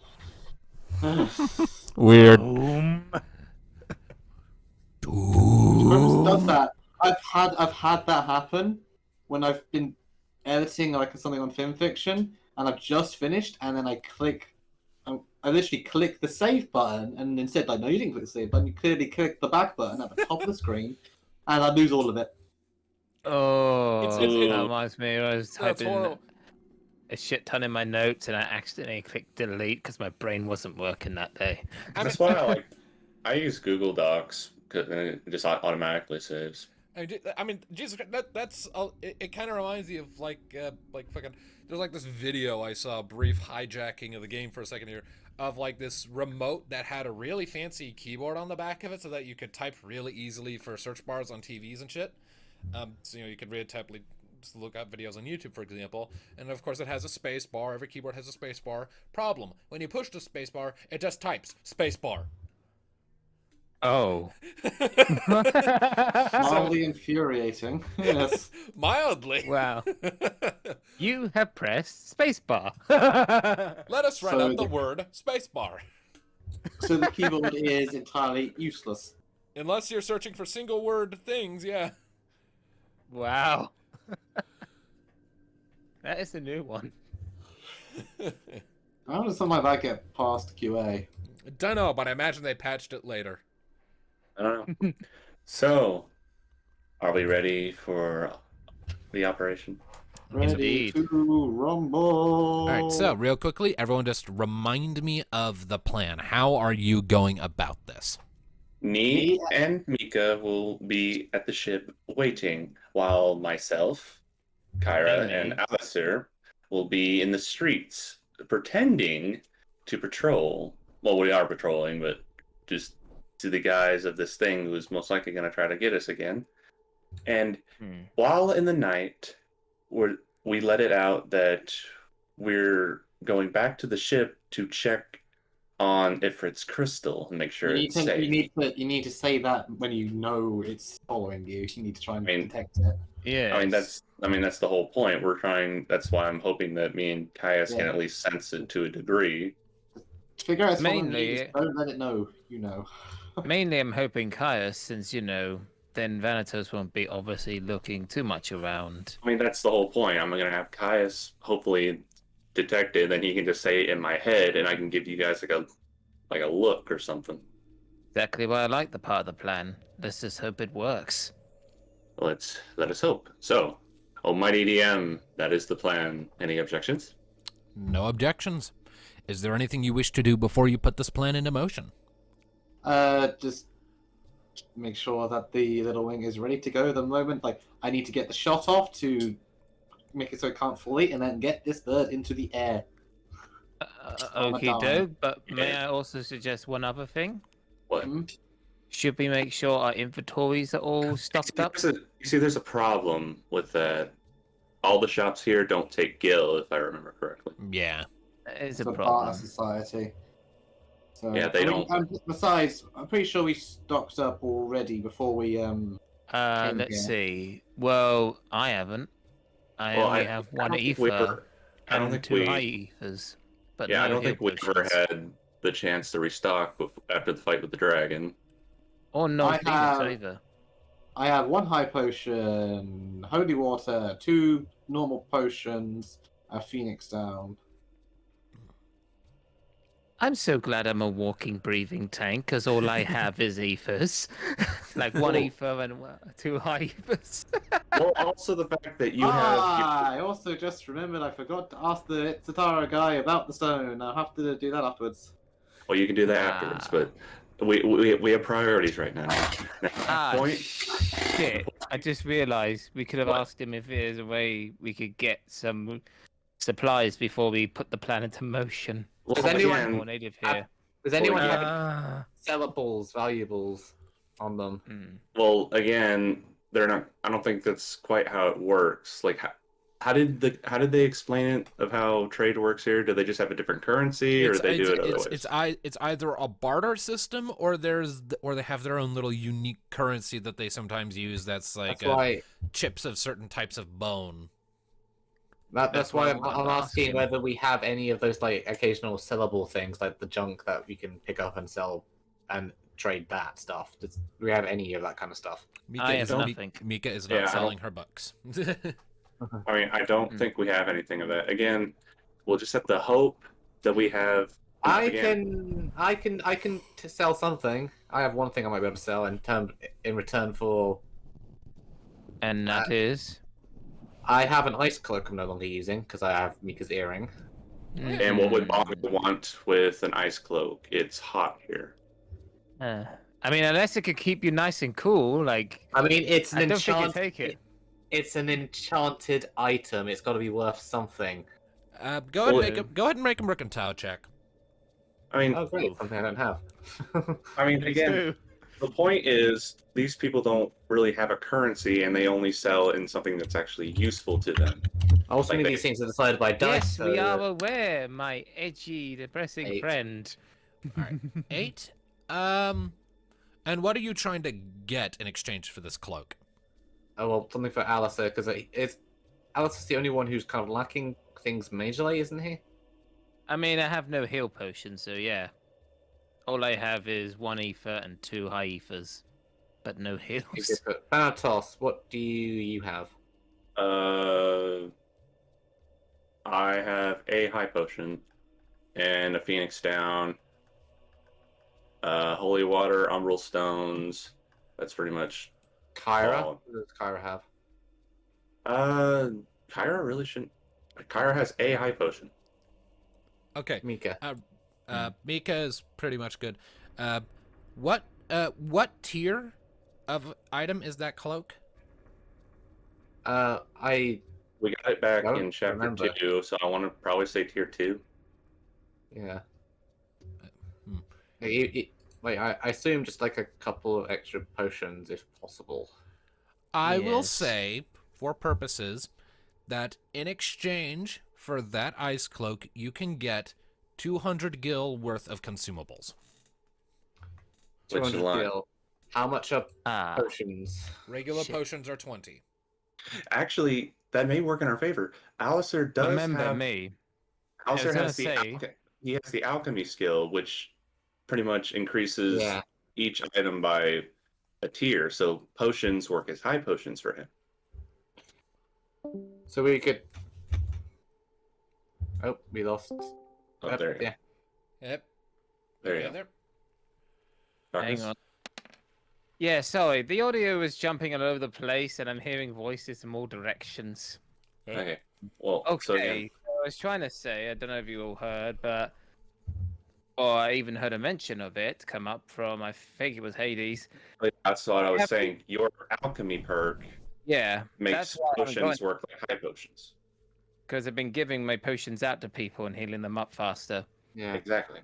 How, So as how, many much, how, potions much as is, I can have, the best. how much is a high potion as well, though? Just for reference. A high potion is worth 200 gil. Yeah, that's the problem. All right, That's- get 10 normal potions. Okay. 10 normal splashing potions for Alistair. Yeah, which in his hands are high potions. So Well, hold up. Don't. Well, yeah, 10 high potions are good, but I also want a few ethers as well. So let's try to even it out. how much? Okay. Uh, How much is ether? A regular ether is the same, 20 gil. Okay, Exactly. so how about Half and half. 5 potions and 5 ethers? All right, Mhm. 5 regular potions, 5 ethers. and three, that's two- a nice trade for this useless cloak. I'm never going to Hmm. use again. All right. Well, I was gonna go for actually because it's doing the maths in my head because of the number of party. I say 6 regular potions and 4 ethers Oh, because I either- already got an ether and 2 Okay. high ethers. So there. Okay, so yeah, either way, you can divide that out how you wish, but it's still going to be the same Done. amount. Okay, Mm-hmm. that should do us for potions. Alistair can be our potion guy. You can be so your, we're, your, we're, your, current- your we're potion lacking in mule. we're lacking 2 Phoenix Downs, like one for Alistair, one for Kyra, but I mean, we have 3 Phoenix Downs on the go. After we get out of here, we can resupply, Also- and we have Alistair's ability if we I'm gonna- need it. Yep, I mean, you also forget Alistair also has the life spell, if I remember That's it. correctly. indeed. So Oh. I basically am the Phoenix Down at this point. It's a very expensive spell MP wise, so But he's Yeah. got a shit ton of ethers that work as high ethers now, so he can be allowed to. Mhm. And he has, besides Mika, I'm pretty sure he has like the highest MP. Yeah, and 2 high ethers, which Will work that's as gonna an throw me X. up to full. What do you call an upgraded high ether? An X ether? let's see here. It goes ether, high ether, turbo ether. Turbo Oh, ether. they're turbo ethers then. Nice. Okay. Turbo point ethers are being- the equivalent to X potions. They're the 3rd level, and they cost 3,000 gil. Okay, so point being, we should be pretty good on items now. Shall we begin with the plan? Indeed. Let's All right. begin. All right. So, after spending a little bit of time getting these healing items, you get yourselves packed up back at the Little Wing. You go through your processes, you get your things, you start to rest up a little bit for the day ahead. As the sun is dipping towards the horizon, painting the land in these ominous shades of oranges and reds, this sort of unsettling feeling starts to come over all of you, the sort of pre-fight jitters that you've known a lot of times before, but only for a few moments before the blows started flying. You know you're probably in for a fight, or at the very least you are strongly anticipating one, but you don't know when it's going to start or how explosively, and it's putting you all on edge. Sort of anxious jitters starting to creep in that you fight to keep suppressed. Up, I got the spine tingled, which means we're about to begin shortly. So let's put the plan into motion. All right. Everybody ready? You guys Mhm. know what to do. Get out there, get his attention, draw it here, and hang out the big guns. Kind of pats the Little Wing affectionately. Indeed. And you keep the engines running all ready to go. Ready to blast the then. fuck out of the thing when it shows up, alrighty? Yeah, I'm keeping an eye. The moment I see it, I'm gonna just try and pin it. Good luck. Very good. Alright. Good luck to you too. That's Mika. Alright, Alistair, Kyra, you ready to go? Indeed. As I'm gonna be. All right. Let's do this. So with the last vestiges of sunlight fading away, you take off down the ramp and make your way back into the city. And you start your meandering patrol. You're keeping your eyes open for the bird, yes? So awareness. Then yes, awareness. Also, Okay, doke. my plan on maybe trying to sense Shit. the thing. My Maybe plan on, quit. okay, so my plan on trying to sense the thing, what would I need to roll? Go ahead and roll a finesse check. That's got a good roll. Yeah, but I was hoping he'd let me use force. Because my finesse is not this.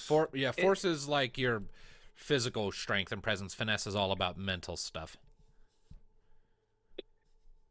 Please, dice, please, dice, please, dice, dice. You... 10. Well, hopefully Alistair's is high enough.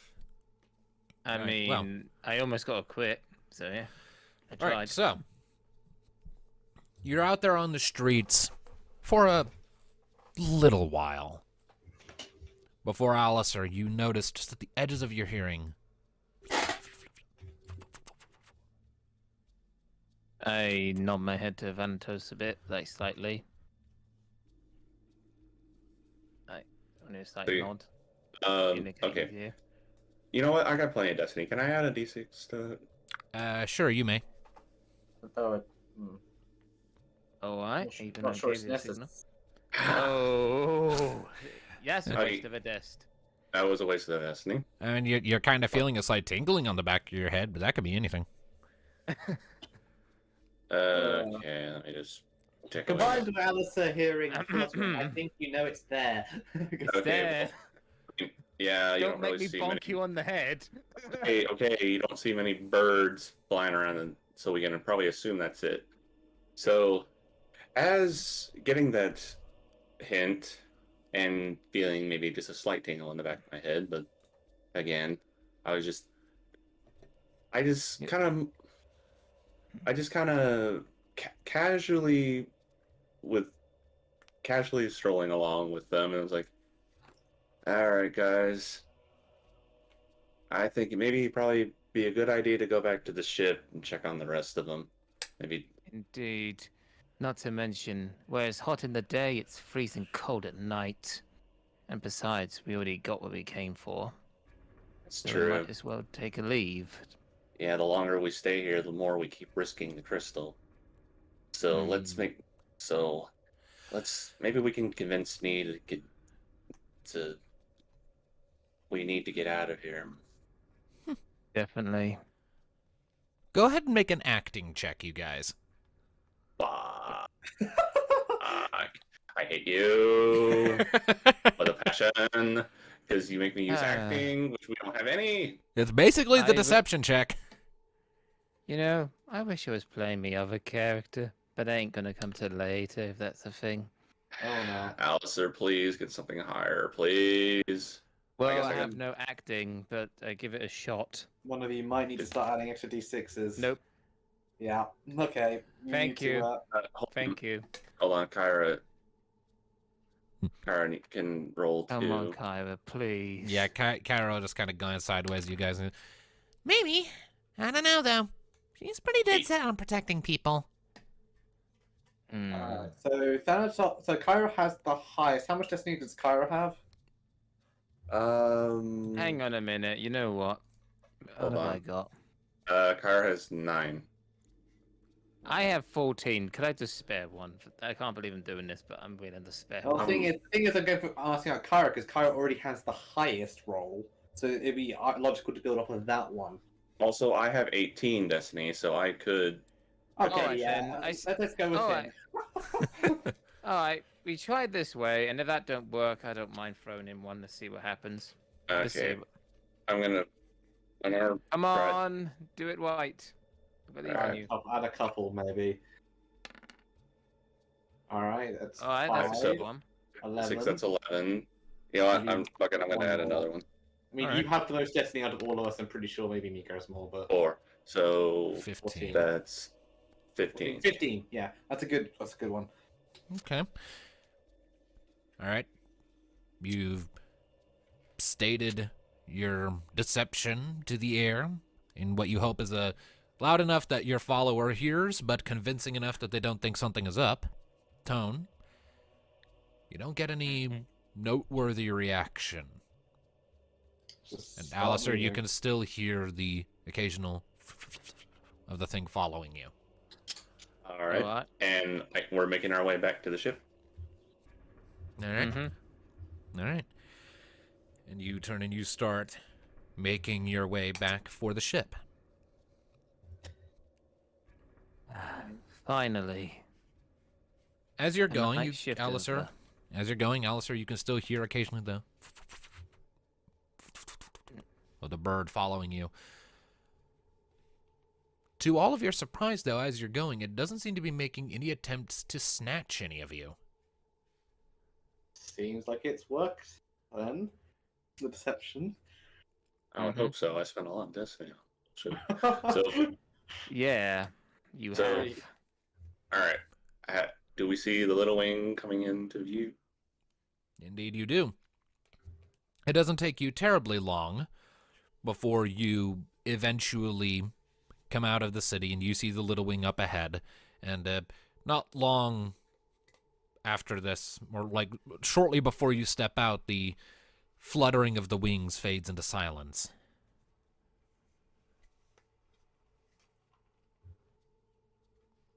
Do I see them coming? Yep, you see the grouping coming. Can I see any sign of the verb? Make an awareness check.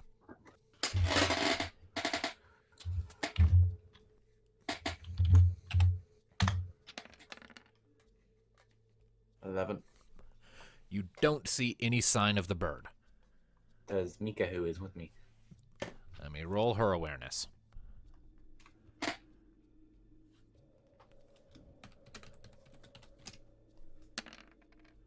Yes. Yes. Oh, her triple feline the 6. her feline pupils narrow slightly, and before expanding back out as she's squinting off towards the city, and she points. Look, there. It just dove back into the streets. Keep watch on it. See where it I does. am. I can't see it right now, though. It's between the buildings. Wait for it to come out. When they do, you'll need to follow them at one point if it's coming. A few moments And pass, we're- and Still making our way.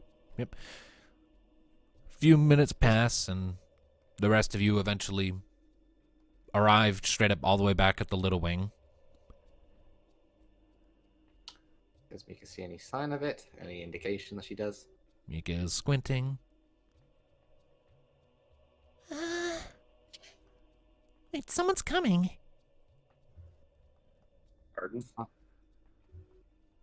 She points. Yeah, look, see? It's not the bird. Not that. That doesn't mean it's not the creature. It's a shapeshifter. Right. I'm Still, ready. right there. I'm prepared to detect magic. You follow her pointing finger, and you can see that an individual has indeed stepped out of the city. Clearly Bonga, you can tell that much from this far. And as it draws closer, more and more details begin to come into clarity.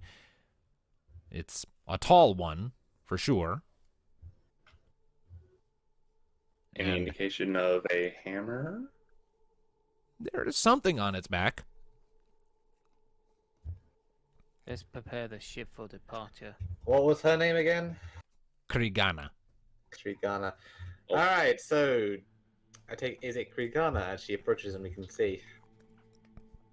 As she's coming closer, indeed, you can eventually tell that it is indeed Krigana who is marching towards the ship with a purpose. Oh. So my hunch about 2 weeks back wasn't wrong then. Okay. Well, Beware so the quiet Mika- ones.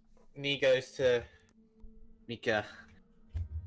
When we're talking cast detect magic, if it's her, signal me and I'll stop her from leaving.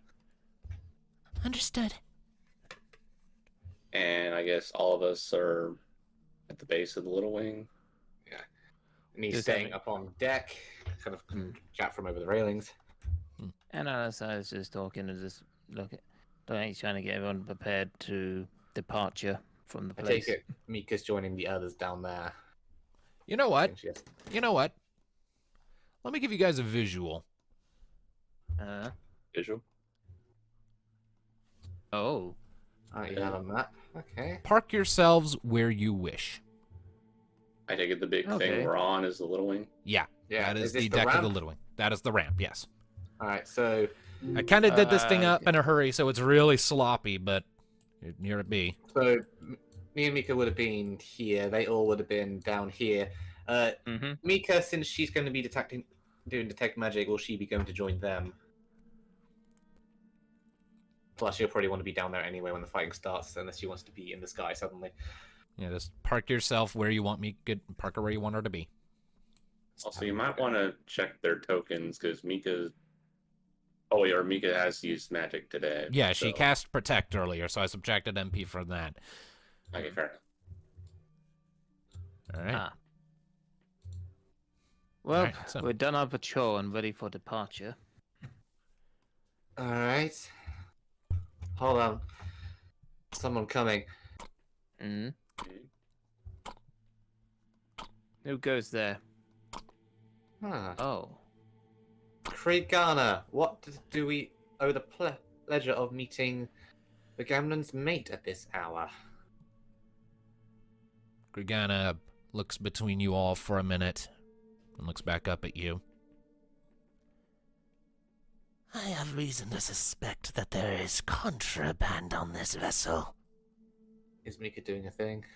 Mika is surreptitiously slipping behind Thanatos right now. It's going to take her a second.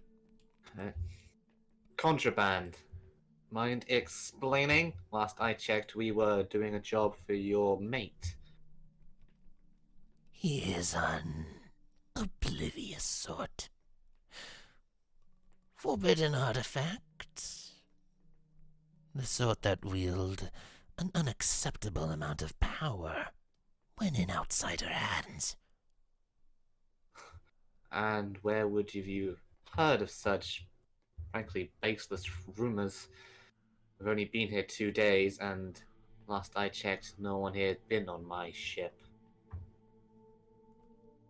The corner of her lip sort of quirks up. You underestimate the nose. You all practically stink of it. Well, no offense, but has anyone ever taught you not to stick your own nose into other people's business? This city is my business. At about this point, a little blue pulse comes from Mika's book as she casts Detect Magic and washes over the area. Does Morgana she looks her way. nod? Yeah, Mika looks back up at you and is frantically nodding. I'm casting Disabling Shot and Preventing from Fleeing. Okay.